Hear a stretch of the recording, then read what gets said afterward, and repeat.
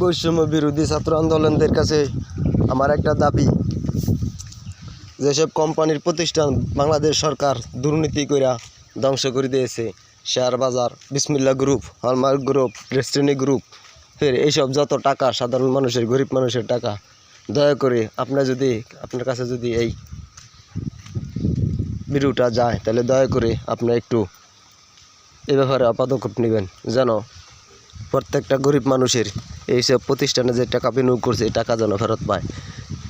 এটা সাধারণ মানুষের পক্ষ থেকে বাংলাদেশ বৈষম্য বিরোধী ছাত্র আন্দোলনের কাছে আমার দাবি রইল। আপনারা যদি কারো কাছে এই ভিডিওটা যায়, দয়া করে লাইক করে দিবেন এবং শেয়ার করে দিবেন।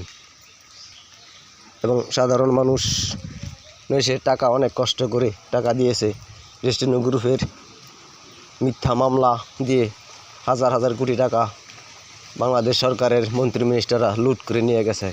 তাদেরকে আওতায় আনে ডেস্টিনি গ্রুপের টাকা ফেরত দেওয়ার জন্য আপনাদের কাছে একটু দয়া কামনা করি।